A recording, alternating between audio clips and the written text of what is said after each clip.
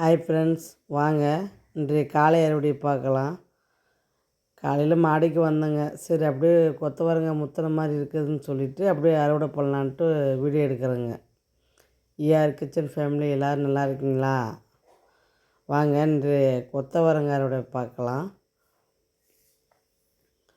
பரவாயில்லைங்க, போன வீடியோவுக்கு நான் ரிப்ளை கமெண்ட்டு கேட்டவங்களுக்கு நான் ரிப்ளை கொடுத்தது அவங்க கொஞ்சம் நல்லா புரிஞ்சதுன்னு சொல்லி கமெண்ட் கொடுத்தது எனக்கு ரொம்ப சந்தோஷங்க. சுஜா அவங்களுக்கு ரொம்ப தேங்க்ஸு. ஸ்ரீலங்கா சிஸ்டருக்கும் ரொம்ப நன்றிங்க. என் வீடியோவை தொடர்ந்து ஆதரவு கொடுக்கறதுக்கு ரொம்ப நன்றிங்க. காய் பாருங்கள் எவ்வளோ ஃப்ரெஷ்ஷாக இருக்குது பாருங்கள்.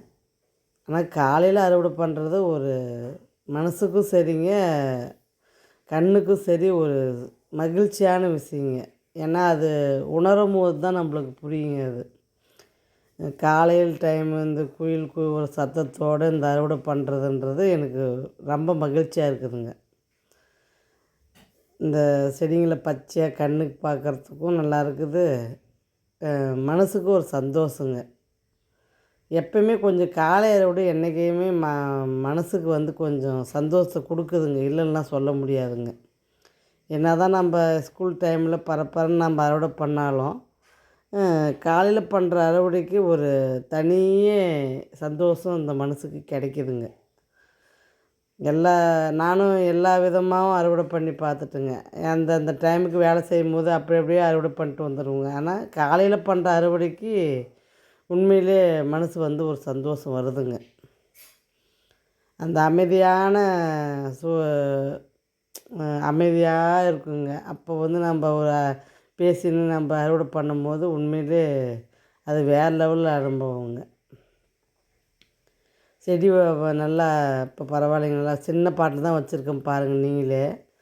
நல்லா காய் நல்லா கொடுக்குது, நல்லா ஹெல்த்தியாகவும் செடி இருக்குதுங்க. பரவாயில்ல. நான் கூட தேற்ற முடியுமோ என்னவோன்னு கொஞ்சம் கவலைப்பட்டேங்க. ஆனால் தேற்றிட்டோம் இல்லைங்க. கொஞ்சம் காலையில் நேரம் பார்த்திங்கன்னா நம்மளுக்கு உடம்பும் கொஞ்சம் சுறுசுறுப்பு இல்லாத இருக்கிற மாதிரி தாங்க உடம்பும் இருக்கும். அதனால் கொஞ்சம் வாய்ஸும் கொஞ்சம் டல் அடிக்கிற மாதிரி தெரியுதுங்க. கொஞ்சம் அட்ஜஸ்ட் பண்ணிக்கோங்க. பனிக்கு எல்லாம் கொஞ்சம் சளி பிடிச்ச மாதிரி இருக்குதுங்க உடம்பே. அதனால் கொஞ்சம் ஒரு 10 மணிக்கு மேலானால் தாங்க கொஞ்சம் நார்மலாக வாய்ஸ் வருது. நல்லா அடியிலேருந்தே காய் வச்சுட்டு போகுதுங்க. பரவாயில்லைங்க. இப்போ என்ன ஒன்றுக்கு நம்ம காய் பறிக்கும்போது அதனுடைய பூனுடைய அந்த தண்டை உடைக்காத பறிக்கணுங்க. இதில் அதுதான் ஒரு பிரச்சனைங்க. ஏன்னா நம்ம நல்லா வலுவாக பிடிச்சி இழுத்துட்டோம்னா அந்த இது அடியாட கட் ஆகிடுங்க. அதனால கொஞ்சம் காய் பறிக்கும்போது கொஞ்சம் தாங்க பறிக்க வேண்டியதாக இருக்குது. ஏன்னா இது ரொம்ப சாஃப்டான தண்டு, சாஃப்டான செடிங்க இந்த கொத்தவரங்காய் செடி மட்டும். அதனால் இதில் மட்டும் நம்ம காய் பறிக்கும்போது கொஞ்சம் ரொம்ப உஷாராக தாங்க பறிக்கணும். இல்லைன்னா வேரோடையும் கூட வந்துடுங்க. நம்ம பிடிச்சி இழுக்கும்போது வேரோடையே கூட வந்துடுங்க. இது அவ்வளோ ஒரு சாப்பிட்டுங்க இந்த செடி. அதனால் கொஞ்சம் மெதுவாக தாங்க இந்த கொத்தவரங்காயை மட்டும் நம்ம பறிக்க வேண்டியதாக இருக்குதுங்க. அப்படி பறித்தா மட்டும்தான் அந்த பூவிலேருந்து மறுபடியும் பூ எடுத்து மறுபடியும் காய் வைக்கிதுங்க. அடியிலேருந்தே நான் சொல்கிறேங்க. அந்த இருக்கிற காம்புலேயே பார்த்திங்கன்னா மறுபடியும் பூ எடுத்து மறுபடியும் காய் வைக்கிதுங்க. பாருங்க, ஆனால் சூப்பராக இருக்குதுங்க. காய் செஞ்சு சமைச்சு சாப்பிட்டா அது நல்லா இருக்குதுங்க டேஸ்ட்டு. நார்லாம் வர்றதில்லைங்க, எவ்வளோ இலசாக இருக்குது பாருங்கள்.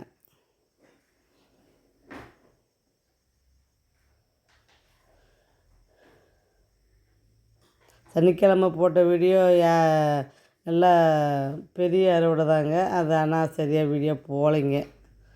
சரி பரவாயில்லன்னு சொல்லிவிட்டு இன்றைக்கி மறுபடியும் ஒரு சின்ன குட்டி அறுவடையை மறுபடியும் அப்லோடு பண்ணுறேங்க. ஏன்னா இது அறுவடை பண்ண உடனே எனக்கு ஒரு சந்தோஷம், உடனே அப்லோட் பண்ணிடணும்னு சொல்லி பண்ணுறேங்க. வாங்க கொத்தவரங்காயும் கத்திரிக்காயும் பாருங்கள், சூப்பராக இருக்குதுங்களா?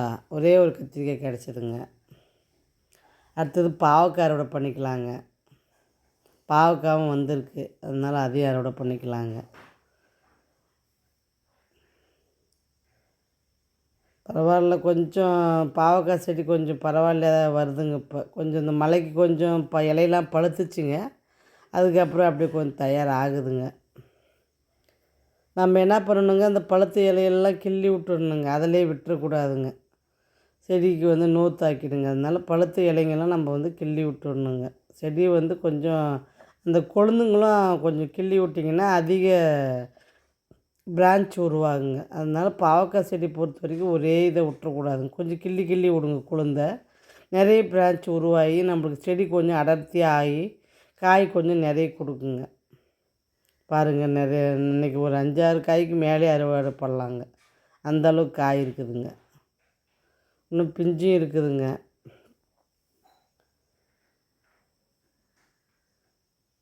பாவக்காய் செடி உண்மையிலே சூப்பராக வருதுங்க. எவ்வளோ நீட்டு இருக்குது பாருங்கள், என் கை நீட்டுக்கு வருது பாருங்கள். என்ன ஒன்று கசப்பு தாங்க ஓவராக இருக்குது. அது ஒன்று நினச்சாதான் கவலை. சமைச்சு சாப்பிடும்போது தான் இதனுடைய இது தெரியுதுங்க. பார்க்க அழகாக இருக்குதுங்க இந்த வெள்ளைப்பாவு. சூப்பராக இருக்குதுங்க. அப்படியே கழிச்சு சாப்பிட்ணுன்னு ஒரு ஆசையும் வருதுங்க. ஆனால் அந்த கசப்பு நினைக்கும் போது தாங்க நம்மளுக்கு கொஞ்சம் அடடா அப்படின்ற மாதிரி இருக்குதுங்க. கொத்தவரங்காயும் பாருங்கள், இவ்வளோ 1 கிலோவுக்கு வருங்க கொத்தவரங்காய். பாவக்காயும் பார்த்திங்கன்னா 1 கிலோ தாராளமாகவே வருங்க. ஒரு கத்திரிக்காய் இருக்குது.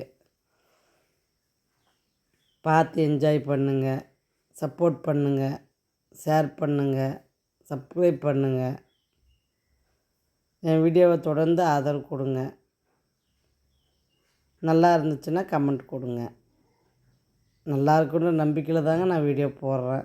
உங்களுக்கு பிடிக்குன்ற நம்பிக்கையில் தான் நான் வீடியோ போடுறேன். பாய்.